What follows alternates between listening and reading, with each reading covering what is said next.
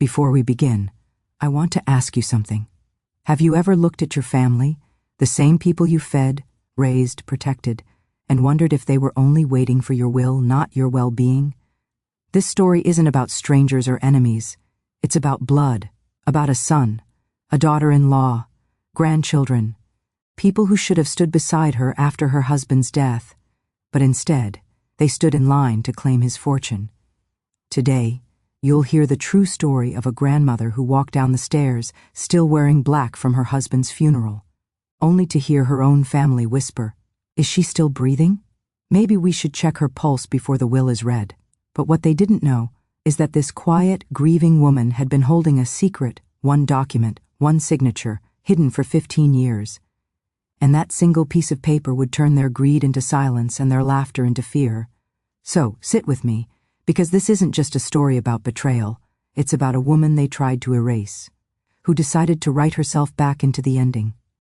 Have you ever walked into a room and realized your family was only waiting for your pulse to stop, not to mourn you, but to collect what's left behind?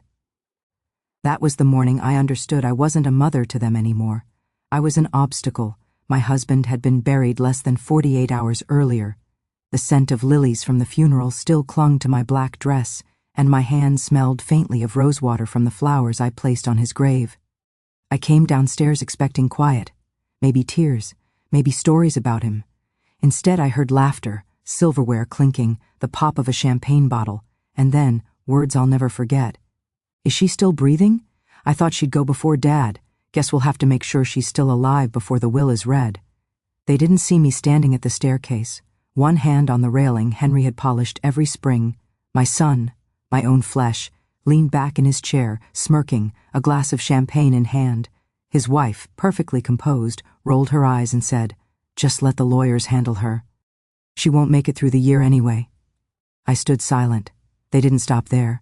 My grandson, who once cried in my lap after scraping his knee, walked over to the grandfather clock Henry bought on our 5th anniversary. He slapped a neon sticker on it. "This one's mine," he announced. Then the leather armchair, then the china cabinet, sticker after sticker, bright, greedy fingerprints marking my life. His sister didn't even look at the walls, only at her phone where some home design app measured the room. "Tear this wallpaper down. Spa room, maybe, once she's gone." Not a single soul asked if I'd eaten. No one said, "Sit, Mom." My chair at the long oak dining table had been replaced with a foldable metal one from the garage. No cushion, one leg uneven. I was told I'd be more comfortable eating in the mudroom, away from the guests. So I sat there, facing a mop bucket, a broken broom, and a paper plate with cold chicken and potatoes. My tea trembled in my hands, so I held the cup tighter to stop the shaking. From the living room I heard another voice, my nephew, laughing as he said, "This house smells like mothballs and old dreams. Let's strip it clean." More laughter, more clinking glasses. But my hand wasn't shaking out of fear. It was shaking because in my sweater pocket, I felt it. Creases of a paper I'd hidden for years. A document Henry signed long before our children ever tasted success. My name was on it. Not as a wife, not as a witness, but as Keogh founder, co-owner, silent architect of everything they were now dividing like vultures. They thought I was invisible. They thought I was finished. But they forgot, before I was their mother, I was a woman who built empires from ruins, and I still had breath left in me. But what was written on that hidden paper, and why did it terrify them at the will reading? Have you ever felt like a guest in the home you built with your own hands? Not because you moved out, no, because the people you raised decided you no longer belonged in it. That's what it felt like that morning. Sitting in the mudroom, listening to my own family laugh in the dining hall I once polished for Christmas dinners. They didn't even say, "Come sit with us." Instead, my daughter-in-law smiled politely, the way you smile at a worn-out pet, and said, "You'll be more comfortable in here, away from the noise." Comfortable, in a room that smelled of bleach and wet shoes, where a mop dripped into a rusted bucket, where a folding chair with no cushion waited for me like a punishment. They gave me a paper plate with cold chicken and potatoes. No salt, no warmth, no place setting, just a napkin, torn in half. I held my fork in both hands to hide the trembling. Not from weakness, but from rage I had to swallow quietly to survive that moment. From the dining room I heard glasses clink, laughter. Someone said, Make sure you measure the master bedroom. We'll need to redesign it once she's out. Another voice added. And burn those old curtains. This place smells like the past.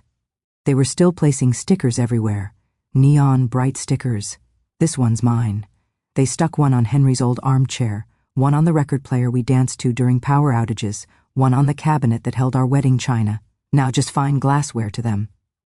My grandson walked past me without making eye contact. He peeled a blue sticker and slapped it onto the antique mirror right above my head. I'll take this too, he said. His girlfriend giggled. If she lasts another year, we'll just ship it to storage. I didn't speak. I didn't cry. I just held my teacup tighter. And then I heard something that made my blood go cold. Do you think we can still get her pension money if we forward her mail? Only if she doesn't outlive the paperwork. They laughed like it was a joke worth toasting to. But while they laughed, while they claimed my life piece by piece, I touched the folded paper in my pocket, a secret I had kept for 15 years. A legal document no one had seen but me and Henry, NWRT signed, notarized, and locked away in the fireproof box beneath the floorboards of our closet. Back then, they thought I was just a soft, quiet wife who baked pies and ironed shirts. They never knew I walked into the bank alone one rainy morning and signed my name next to his as co-trustee, co-owner, co-founder. They thought I knew nothing of contracts.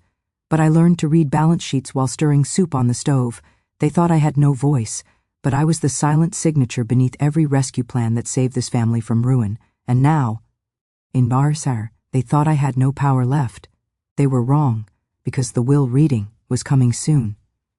And for the first time in years, they were about to hear my name, not as a burden, but as the owner of everything they thought was theirs. Do you know what it's like to sit among people you once rocked to sleep, only to realize they are waiting for you to vanish? Not out of grief, but out of convenience? That night, as I lay on the narrow cot they'd prepared for me in the laundry room, I finally understood. They weren't cruel by accident. They had simply decided I was done existing. They moved me out of my own bedroom. Not gently, not with sorrow or hesitation. My daughter-in-law, Clarissa, said it like a business decision. It's better if you sleep downstairs. Less stairs, less fuss. Downstairs meant the utility room, just wide enough for a cot, a crate of cleaning supplies, and a flickering bulb that buzzed like a dying fly. My wedding photo, in its cracked frame, was placed beside a rusted metal bucket, as if it too had lost its place in this home. From the hallway I heard the sound of drawers opening, boxes being taped shut, my clothes, my books, my perfume bottles, sorted into piles labeled donation, sell, trash, old lady things they didn't whisper, they didn't hide. I suppose they believed I was too old, too broken to understand. But I remembered everything. I remembered Henry's trembling hands the night the bank called, threatening to seize the company. I remembered his voice, shaky and ashamed. We're out of options. And I remembered what I did next. While he slept, I pulled out the velvet box hidden beneath my dresses. Inside was everything my mother left me.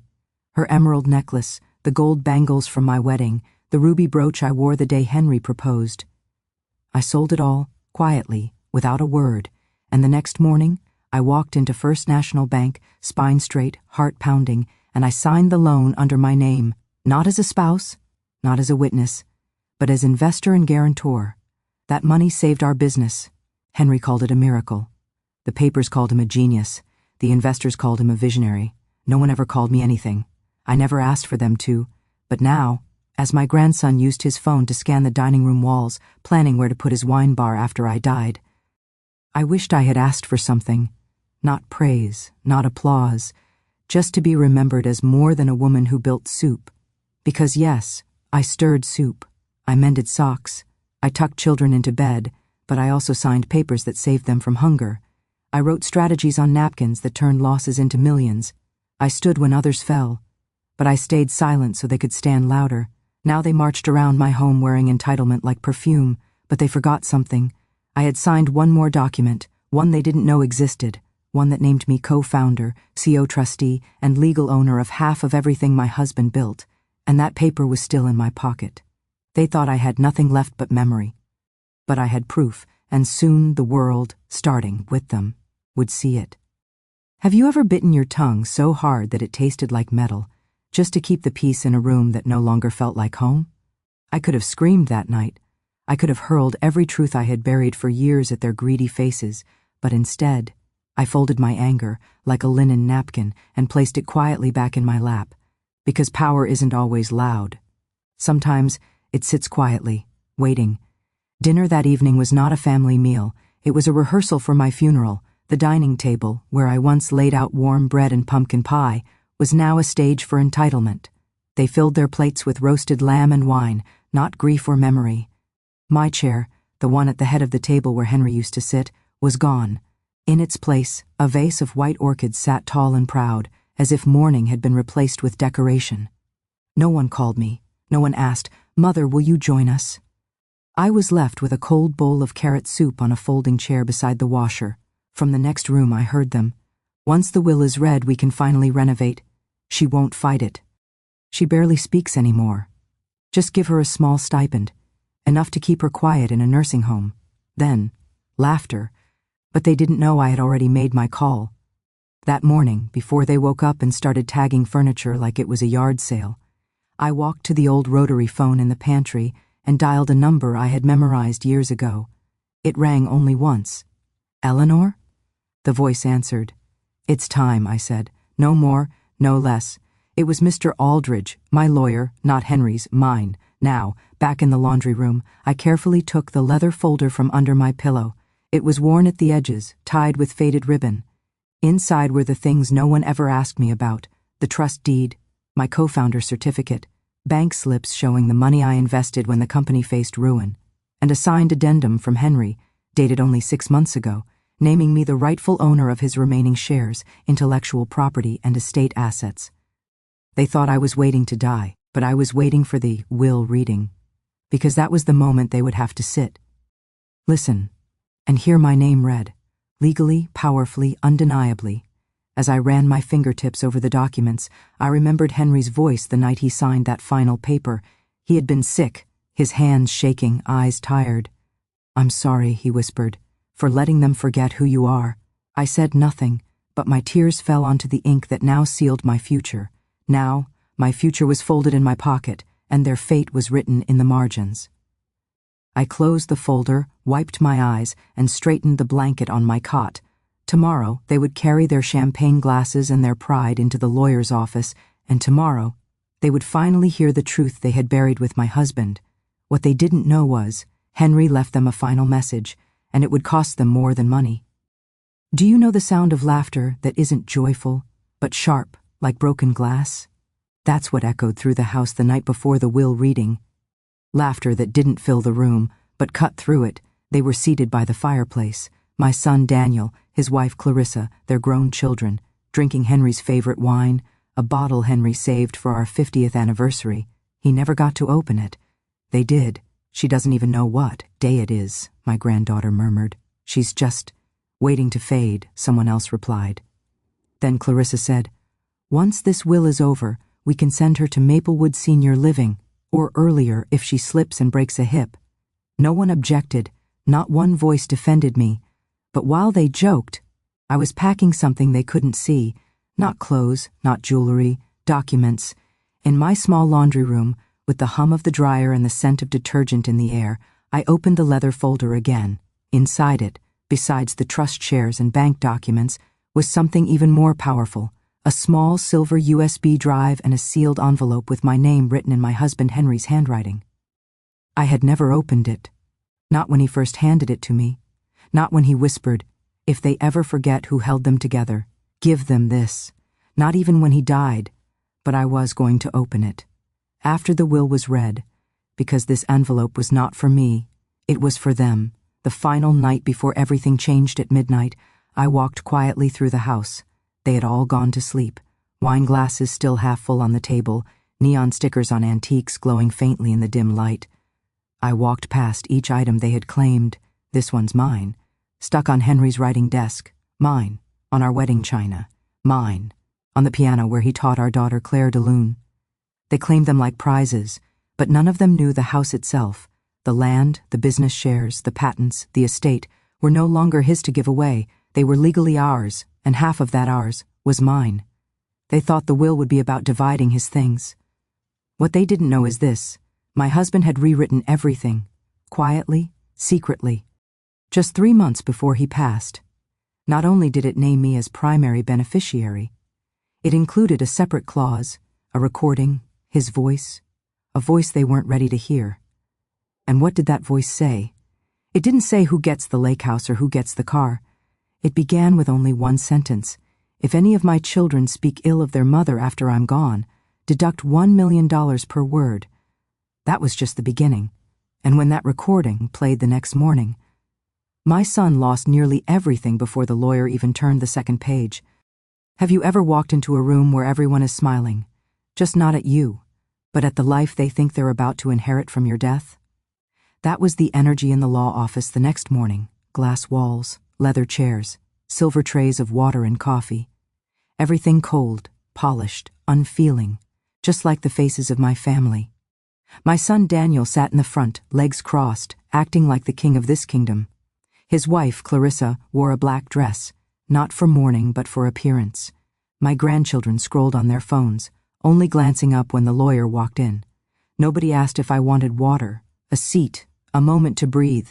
I didn't need any of it. Mr. Aldridge, calm as always, placed a thick folder on the table. He looked at me, not with pity, but with respect. Then he looked at them. Thank you all for coming. This meeting is to execute the final will of Mr. Henry Whitlock. A hush fell, and then he pulled out a small silver recorder. Click, and my husband's voice filled the room. It was softer than I remembered. Tired, maybe, but focused, steady. If my son, Daniel, or any member of this family has ever spoken against my wife, Margaret, her mind, her worth, or her life, then deduct $1 million for every insult. Daniel let out a short laugh. Is this a joke? But Mr. Aldridge only pressed another button, and suddenly their voices echoed through the speakers, not Henry's, theirs. Their laughter on the night after the funeral, their words, their mockery, crystal clear. She's still breathing? Thought she'd be gone by now. She built soup, he built an empire. Check her pulse at the will reading. With each sentence, Daniel's face went whiter. Clarissa's hand gripped his arm. My granddaughter's phone slipped from her fingers and hit the carpet. Mr. Aldridge spoke again, turning pages calmly. Based on these audio statements, the total amount deducted from Daniel Whitlock's inheritance is $87 million. The room fell, silent, all that was left to him? A grand total of $6,200. $6,000. After a lifetime of planning which car, which vacation house, which yacht would be his, Clarissa gasped, stood up, and nearly knocked over a chair. This is manipulation. You can't do this, she put him up to. The lawyer raised a hand. No, Mrs. Whitlock, this was entirely Henry's doing. He insisted this recording be played first. My son turned to me, not with anger, but disbelief, a wounded child in a man's suit. Mother? You knew about this. I didn't answer, because I didn't need to. And then the lawyer said the words that changed everything. Now, we will proceed to announce the primary heir to the estate, the trust, the company shares, and intellectual property rights. Every head turned, every body stilled, every breath held. The sole beneficiary is his wife, Margaret Whitlock. But they didn't know. This was only the beginning. Next came the patent, the one they never knew existed, and the one legally worth more than the entire estate. The air in the room felt too still, like even the walls were holding their breath. Everyone had just heard my late husband's voice declare me, the quiet widow they all ignored, as the sole inheritor of everything. But Mr. Aldridge wasn't finished. He adjusted his glasses, opened a smaller leather case, and pulled out a sealed envelope marked confidential, to be read only if necessary. Clarissa scoffed. Necessary? What could possibly be left? The lawyer folded his hands. Your father didn't only leave behind a will, he left behind a truth. He laid out a stack of documents, technical diagrams, handwritten notes, financial statements covered in ink and revisions, every page signed with the initials, M.W., my initials. Daniel stared. What is this? Mr. Aldridge's voice remained steady. 15 years ago, when the company was weeks from collapse, someone submitted an anonymous restructuring proposal, an entirely new financial model that saved Whitlock Enterprises. It became the foundation of their IPO, the blueprint investors praised. My granddaughter frowned. But Grandpa wrote that plan, didn't he? The lawyer turned to me. I didn't speak. I didn't need to. He pressed play on a second audio file. My husband's voice returned, older, heavier. They will never believe it, unless they hear it from me. The model, the idea. The patent, none of it was mine. It was Margaret's. She wrote it, she saved us. She made sure we didn't lose the company, or the family home. Clarissa went pale. Daniel shook his head. No, that's impossible. She was raising kids. She was making dinner. She wasn't a strategist? I finally said, my voice calm. An investor? A woman who read every ledger while you slept? Silence. Mr. Aldridge continued. Margaret never claimed ownership. She let Henry take the credit because the board at that time wouldn't accept a woman behind the numbers. She asked for nothing, except to remain anonymous. He held up a stamped patent certificate. Patent, Patent 1447 WM. Financial Stabilization and Expansion Model. Inventor, Margaret Whitlock. Clarissa looked like the ground beneath her had disappeared. And this, the lawyer added, generates no less than $9.6 million per year in residual licensing and royalties. My grandson muttered under his breath. You're kidding. I turned to him, meeting his eyes for the first time that morning. No, dear, I've simply been quiet. Daniel leaned forward, trembling. So, it all goes to her? The company, the estate, the patent, everything? Mr. Aldridge nodded. Yes, all of it, by law and by Henry's written request. No one spoke. For the first time in that cold glass room, they were not laughing, they were not planning, they were not sticking labels on furniture like scavengers. They were just still, as they should have been all along, and just when they thought it couldn't go any further. I opened my mouth and said the one thing that would shatter what little hope they had left. The silence in that glass-paneled room felt heavier than any words ever spoken. Their eyes were still locked on me, some wide with disbelief, others narrowed with panic. I could feel the weight of every whispered insult they had thrown behind my back, now collapsing back onto their own shoulders. But they still didn't know everything. Mr. Aldridge glanced at me, making sure I was ready. I gave him a small nod. He opened one more envelope, thicker, sealed in deep burgundy wax. This, he announced, is Addendum 14B to the estate. Your husband requested it be revealed only after the will and patent disclosures. Clarissa, voice sharp as broken glass, snapped. More money you're handing her? No, the lawyer replied calmly. More consequences. He cleared his throat. Due to repeated verbal mistreatment and recorded statements made about Mrs. Whitlock by members of the family, Mr. Whitlock authorized financial deductions from any inheritance due to those individuals. He paused, then added, $1 million per documented disrespectful remark toward their mother. Someone gasped. I'm not sure who. Mr. Aldridge placed a printed document on the table, evidence log, audio from the hallway after the funeral, text messages, camera footage from the estate, statements including, he began reading them. She's probably too old to understand the will. She should have died before him. Would have made all this easier. Just stick her in the basement until she stops breathing. We can sell her jewelry before she notices. She built soup. He built an empire. Check her pulse before the will reading. Daniel's face drained of color. My granddaughter whispered, No, those were just jokes. Mr. Aldridge didn't flinch. 82 remarks were documented. $82 million have been subtracted, split from what would have been your portions. The room spun with quiet panic. Daniel stood abruptly, chair scraping the marble floor. This is ridiculous. You can't punish us for words. For words, I finally said softly. Words are what raised you, and now they reveal you. He sank back down. No one was laughing anymore. No one dared look at me, not as a burden now, but as someone who had been listening, watching, waiting. And then, I spoke the one sentence that made my son lift his head in shock. And Mr. Aldridge, please proceed with the final instruction. The lawyer's lips curved into a rare, almost sympathetic smile. Yes, Mrs. Whitlock. He turned the page. Per the final amendment, no one seated at this table may remain in the family estate. They have 48 hours to vacate the property. Failure to comply will result in legal action and removal by court order. Scented Clarissa pushed back from the table, hands trembling. Daniel stood, eyes wide, suddenly a child again. Mother, Please, he whispered. But I remained still, calm. Because for the first time, they knew I wasn't invisible, and just when they thought it was over, they hadn't seen what I had waiting upstairs in my closet drawer. Proof that this was only the beginning. They thought the storm had peaked. They thought the worst was the will, the patent, and the penalties for their cruelty. But I knew something they didn't. This wasn't the end. This was only the part where they began to understand who I really was.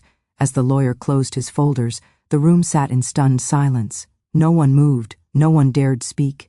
My son Daniel kept his head low, fingers knotted together like he was holding on to the last thread of denial. Clarissa's lips were pressed so tight they'd nearly vanished. The grandchildren, they just stared at the floor, as though if they didn't make eye contact, it wouldn't be real. Mr. Aldridge stood. We are done here, unless Mrs. Whitlock wishes to add anything. Every head slowly turned toward me. I stood up. My hands didn't shake. My voice didn't tremble. There is one more thing, I said quietly. Daniel's head snapped up. My granddaughter whispered, what else could there be? I looked at Mr. Aldridge, and he gave a small nod. He already knew. They didn't. While you were rearranging my life, I said softly, I was organizing my truth. I reached into my handbag, not for money, not for tissues, but for a small, worn, leather-bound notebook with a faded ribbon marker. I placed it on the table. Clarissa scoffed. A diary? No, I answered. A ledger. Because inside were records, dates, bank transfers, signed acknowledgments, proof of quiet sacrifices and silent investments I made when they were too young or too selfish to understand what survival looked like. 15 years ago, I continued, when the business was drowning, I sold my heirlooms to save it. They shifted uneasily. I opened the ledger to a page with a faded bank stamp. And I wrote this, I said, showing them, in my own handwriting, the financial strategy that built the empire they now sit here and fight over. Daniel spoke, his voice fractured. Why didn't you tell us? I looked at him, pain touching my heart but not my voice. Because you were still becoming who you are, and I wanted to believe you would grow into better people than this. No one moved. No one blinked. My grandson whispered, Grandma. What happens now? I closed the ledger gently. Now, I said, you will leave my house with whatever you came into it with. Your name, nothing more. Clarissa stood, trembling with rage. You can't erase us from everything. What about the company, the trust, the properties? I turned to her calmly. I didn't erase you, I said. You did that yourself every time you laughed at me, dismissed me, called me a burden while I was still breathing. They had no reply, only silence, heavy, suffocating silence. I looked toward the window. The rain had stopped, and for the first time since my husband's funeral, I could breathe. But they still didn't know. I hadn't simply planned to survive them. I had already chosen who would inherit everything after me, and it wasn't any of them. For a long moment, no one spoke. The thunder outside had faded, but inside that conference room, a different kind of storm was settling. Quiet, controlled, and entirely mine. Daniel finally broke the silence. So, everything goes to you, and then what? His voice was low, desperate. You'll leave it to us in the end anyway. Right, Mom? I looked at him, not with anger, but with a kind of tired honesty only a mother can have. Why, I asked softly, would I leave my life's work to people who stood in my home and planned my absence before I was even in the ground? Clarissa flinched like those words slapped her. My granddaughter, Lena, leaned forward, eyes red, voice trembling. Grandma, we were just grieving. We didn't know what we were saying. You didn't know, I repeated gently, or you didn't care. No answer, only silence. I took a breath and straightened my back. This estate, the house, the company's shares, the royalties from the patent, they will pass to someone after me, but it will not be any of you. Daniel stood so fast his chair scraped the floor. You can't do that. We're your blood, your family. I met his eyes. Family is not determined by blood. It is determined by behavior. Clarissa scoffed. So who gets it then? Some charity? Strangers? I allowed myself the smallest smile, not strangers. People who remember what loyalty, respect, and compassion look like. People who know what it means to stand beside someone when there's nothing to gain. Lena looked up, tears forming. Who, Grandma? Who did you choose? I opened the leather notebook again and slid a sealed envelope to Mr. Aldridge. He nodded and spoke clearly for the record. Per Mrs. Whitlock's written directive, the future beneficiary of her estate will not be her immediate descendants. Instead, he paused, letting every breath in the room freeze. The inheritance will be transferred to the Whitlock Foundation for Women of Silent Sacrifice, a trust established to support widows, single grandmothers, and elderly women abandoned or mistreated by their own families. Daniel didn't breathe. Clarissa's mouth hung open. My grandson muttered, "You're giving all our money to strangers?" "No," I said softly. "I'm giving it to women, just like me. Women who were used, forgotten, silenced, but who kept giving anyway." Lena whispered, "Grandma, please, we can change." I looked at her, and for a split second my heart cracked, but then I remembered. Cold, dinners alone, whispered jokes, my photo thrown behind a refrigerator, my bed moved into a laundry room like I was already half buried. I placed my trembling hand over hers. Change begins before the will is read. Not after. Silence. No more arguments. Only realization. But I hadn't told them everything yet, because inside that envelope was one name. One person who would receive something no one else expected. Someone they never saw coming. No one moved. The room felt colder than before. Colder than the rain sliding down the glass walls. Colder than the marble beneath our feet. Their inheritance, their certainty, had vanished. But they still believed there might be a loophole, a mercy, a sliver of hope. That's when Mr. Aldridge cleared his throat. "There is," he said, tapping the sealed envelope gently. One more instruction from Mrs. Whitlock. Every head turned. Daniel leaned forward, jaw tense. "What is it now?" Mr. Aldridge slid the envelope toward me. "This part," he said, "is yours to say." I looked at my trembling hands. For a moment, I thought I might not be strong enough to open it. But then, I remembered standing in that laundry room, eating cold soup while they toasted their future upstairs with champagne. My fingers stopped shaking. I broke the seal, inside, just one handwritten page, not legal language, not numbers, just a name. A single name.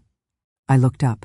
My estate, my house, my pension, my private savings account, my personal belongings will go to one person when I'm gone. Daniel straightened. Clarissa held her breath. My granddaughter clutched the edge of the table. I took a deep breath. That person is not sitting at this table. Clarissa slammed her hand down. "Then who? A neighbor? A nurse? One of your church ladies?" Slowly, I shook my head. "No, someone who never asked for anything, someone who never expected anything, someone who showed me kindness when the rest of you handed me silence. Silence, only the sound of rain."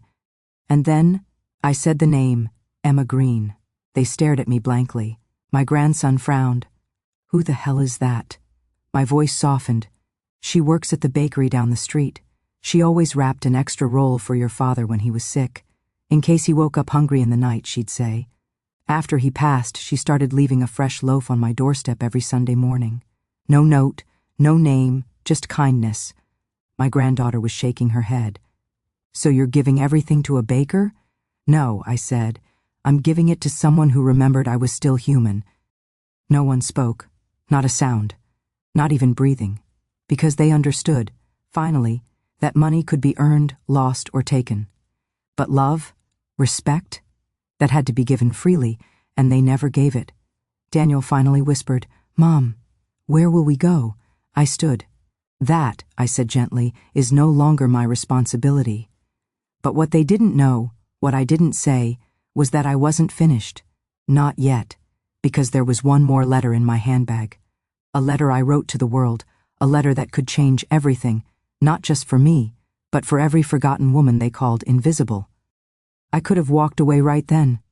I had the house, the company shares, the patent, the law, and the truth behind me. They were defeated, stripped of greed, stripped of certainty.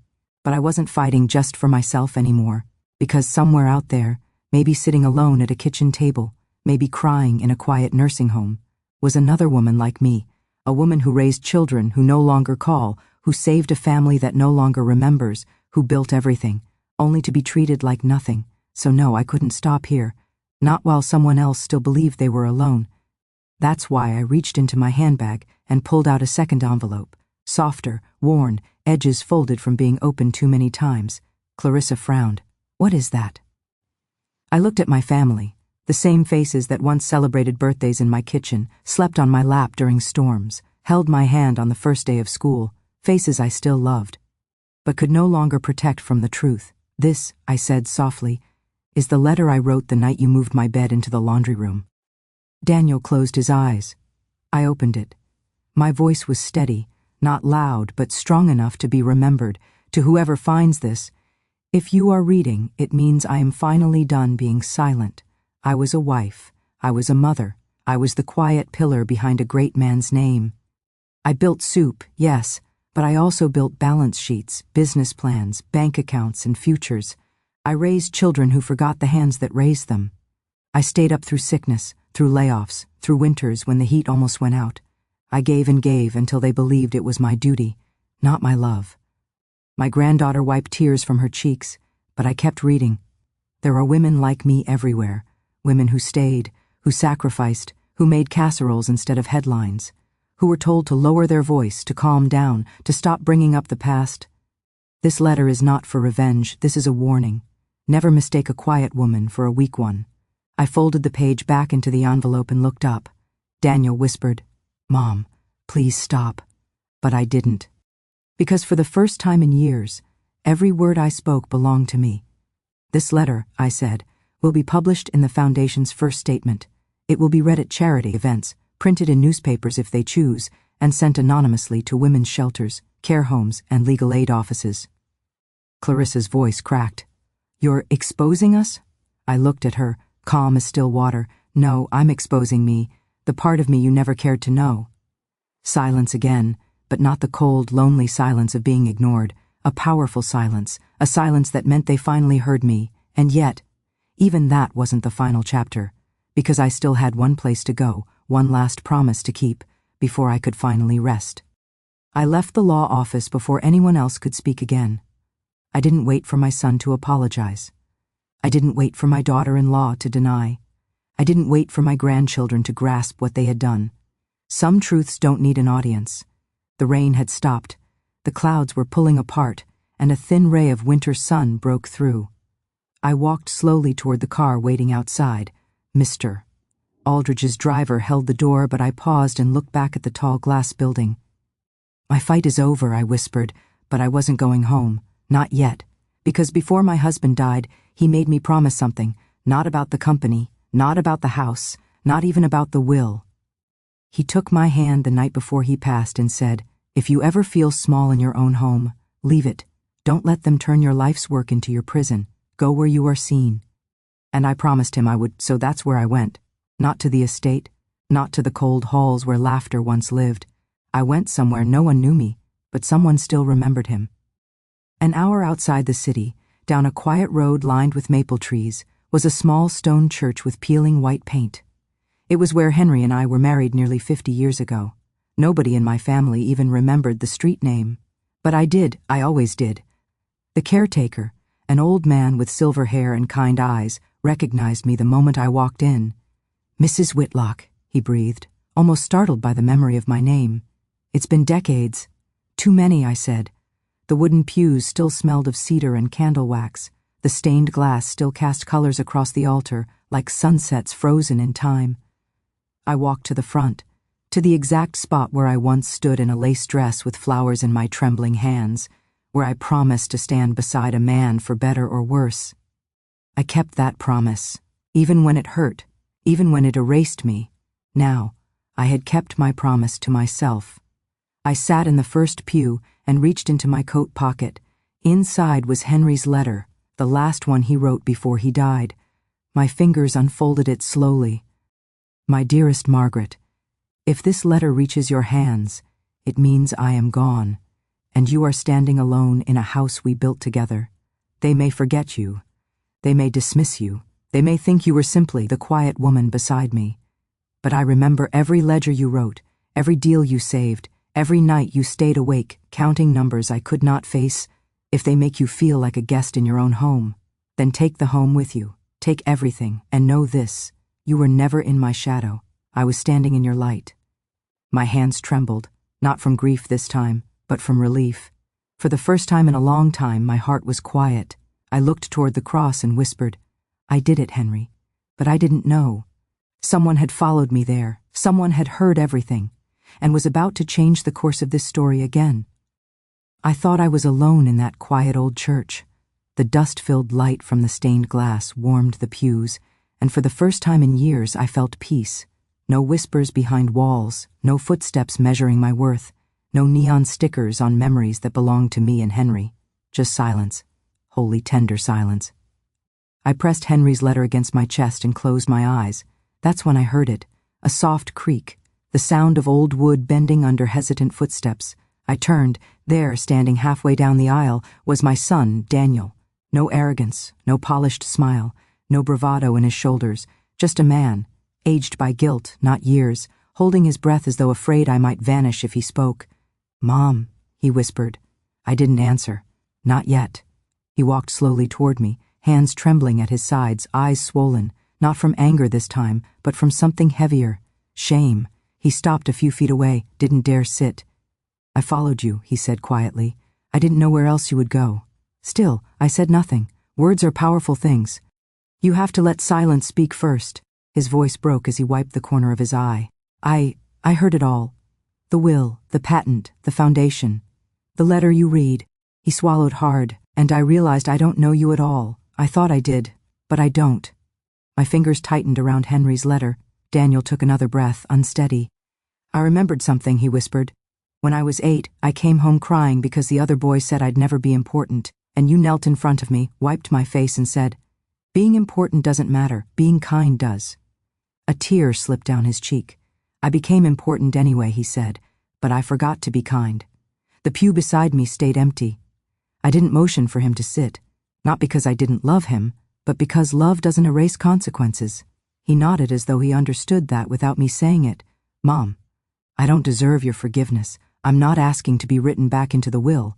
I'm just asking if you still see any part of me worth saving. For a moment, I saw the little boy he once was. The boy who brought me daisies from the garden, who'd fall asleep on my lap during thunderstorms, who used to say, Mommy, don't ever die. And now here he stood, a grown man who once wished me gone just to make room for his future. I finally spoke. I don't hate you, Daniel. I never did. His eyes lifted. But love, I said softly, doesn't mean staying silent while being broken. He nodded, slowly, painfully. Then he whispered, if I try to change, will you let me? I didn't answer right away. Instead, I reached to the seat beside me, picked up Henry's letter, and handed it to him. Read that, I said. When you understand it, not just the words but the weight of them, then we'll speak again. He held it gently, like it might shatter. Then he walked out, silent, leaving me with the quiet again, but this time the quiet didn't feel lonely. It felt like a beginning. Yet outside that church, someone else was waiting, someone who hadn't come to apologize, but to threaten everything I had left. I stayed in the pew long after Daniel left, watching the sunlight shift across the stone floor. For the first time in years, I wasn't waiting for anyone's permission to breathe. I was just me, Margaret, a woman who survived love, sacrifice, erasure, and finally remembrance. I thought the hardest part was over. I was wrong, because the moment I stepped out of the wooden church doors, I wasn't greeted by the wind or the quiet rustle of maple leaves. I was met by Clarissa, leaning against a stone pillar, arms crossed, jaw tight. No tears, no guilt, only cold fury. So this is where you hide, she said. I didn't flinch. I don't hide anymore. She took a slow step forward. You think this is over, Margaret. You embarrassed us, humiliated us, took everything from us.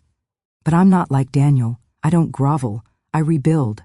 I held her stare. With what? Entitlement and spite? She smiled, a sharp, humorless smile, with lawyers, with the media, with every ounce of influence my family still has. Do you really want your precious foundation dragged through headlines? Your late husband's legacy debated on morning news shows?